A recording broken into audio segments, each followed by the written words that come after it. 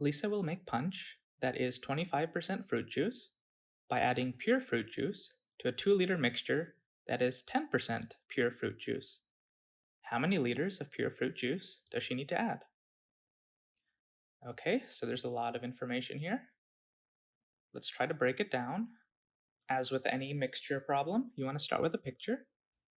Let's say we have a can of fruit juice here. This is going to be our pure fruit juice.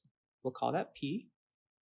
And then we have our 10% fruit juice. We'll call that T. And the question says that we're adding pure fruit juice to this 10% pure fruit juice. So we're mixing them. So let's create our mix here. And both of these are going to go in there. So that's the general idea. We have a pure fruit juice and a 10% pure fruit juice. They're going to get mixed together. So now that we have a picture, the next step is to create as many equations as you can that use our information in the problem. So let's get started with that.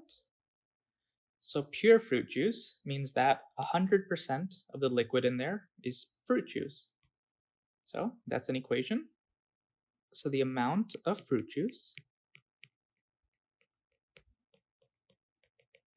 in P is 100% of the amount of liquid in P.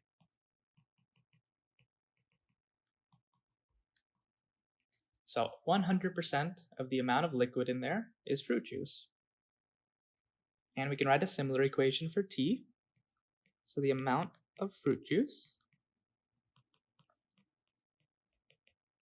in T is 10% of the amount of liquid in there.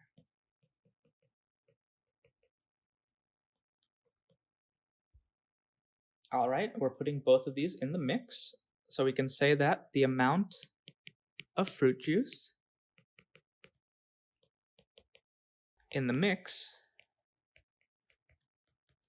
is going to be the amount of fruit juice in P plus the amount of fruit juice in T. And they also tell us something about the mix. They say that our mix is going to be 25% fruit juice. So that gives us another equation.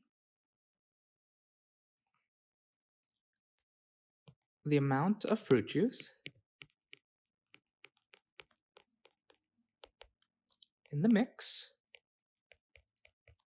is going to be 25% of the amount of liquid in the mix.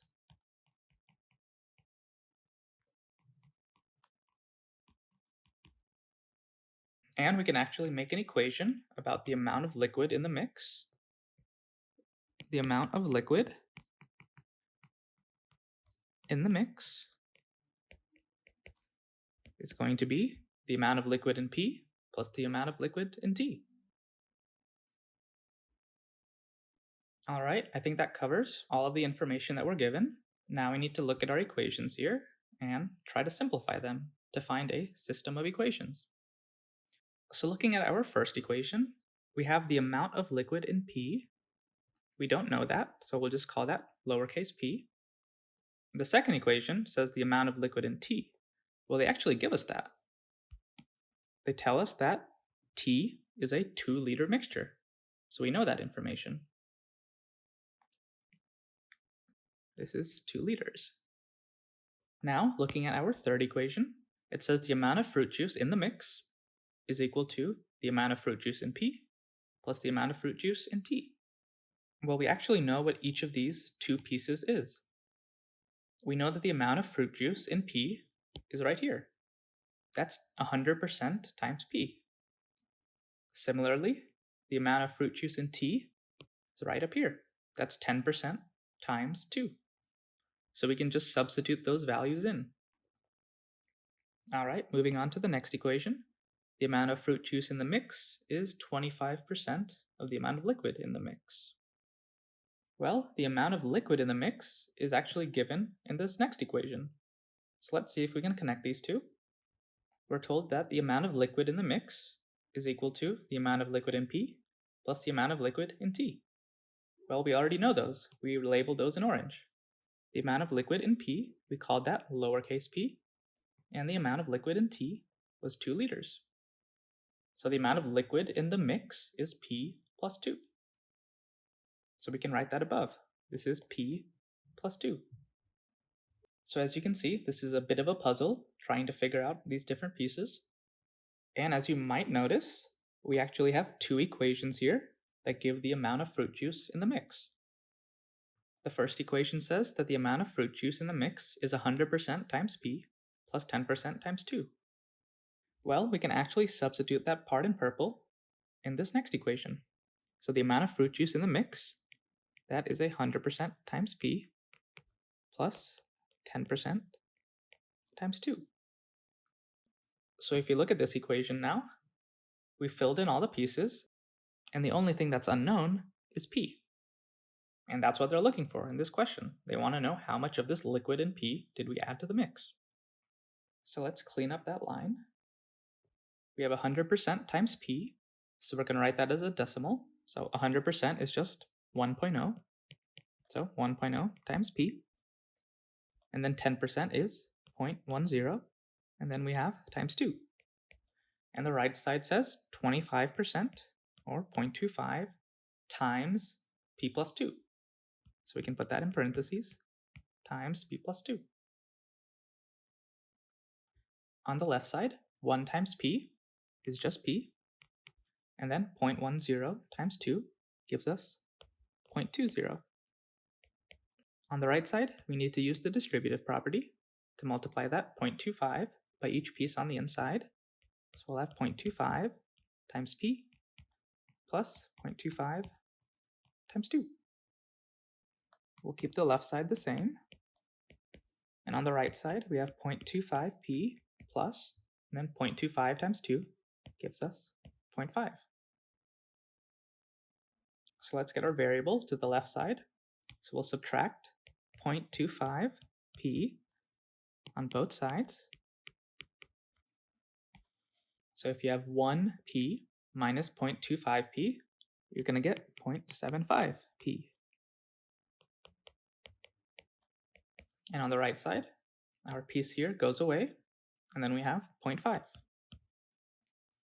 Now we need to get rid of this 0.20, so we'll subtract on both sides. On the left side, we just have 0.75p. And on the right side, we have 0.5, which we can think of as 0.50. So 0.5 minus 0.2 gives us 0.3. And now we have 0.75 times p, so we divide by 0.75. On the left side we have p, and on the right side we'll need a calculator. So 0.3 divided by 0.75 gives us 0.4. Again, lowercase p is the amount of pure fruit juice that we're adding to the mix. So this is 0.4 liters. And looking at our options, that would be option A.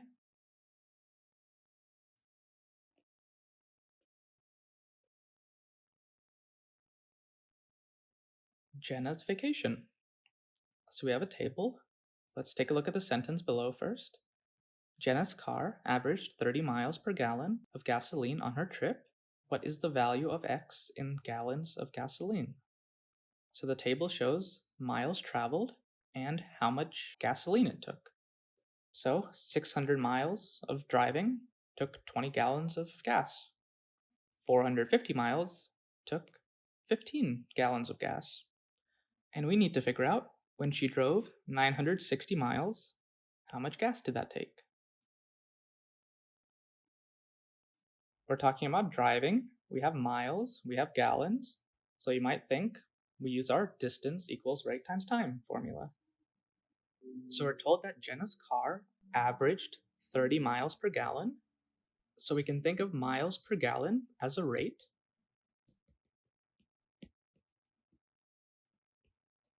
Normally we have miles per hour, so we're going to have to think about this differently. So for example, if she drove 10 miles per gallon, and she had 2 gallons, she would drive 20 miles. We get the 20 from 10 times 2, and as you notice, our gallons cancel out. So it doesn't really matter what unit we have down here, as long as we end up canceling them out to get our distance. So that's how we're going to think about our equation here. We're not going to have a time, we're going to have gallons. So she drives a certain number of miles per gallon, and then you multiply by the number of gallons, and that gives you a total number of miles. So let's try to fill in some of the pieces in this equation. So on the left side, total miles.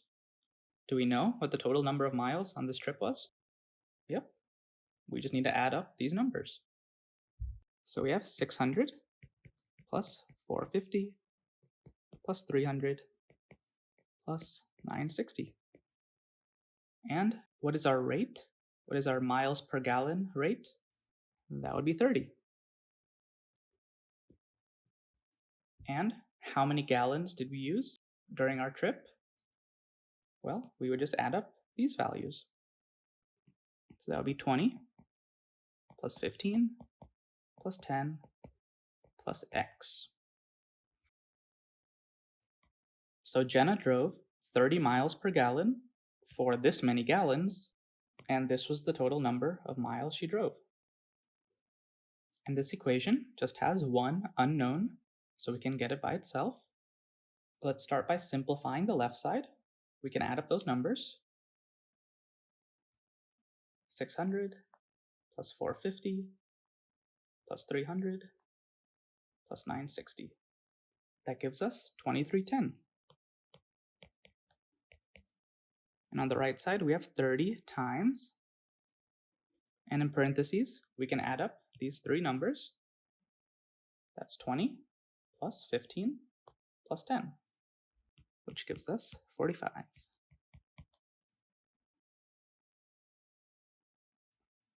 We'll leave our left side as it is, and on the right side, we'll need to distribute. So we get 30 times 45 plus 30 times x. Using our calculator again, 30 times 45 gives us 1350.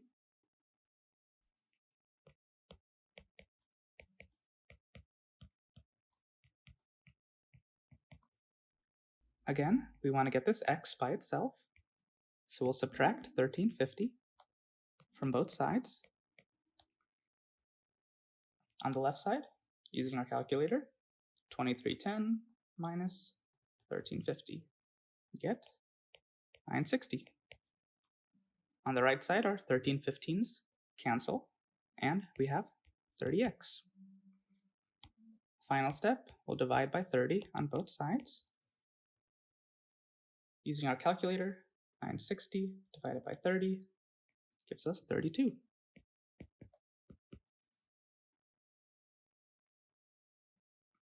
So x is 32. That is the gallons of gas that it takes to drive 960 miles. And looking at our answer choices, that would be A.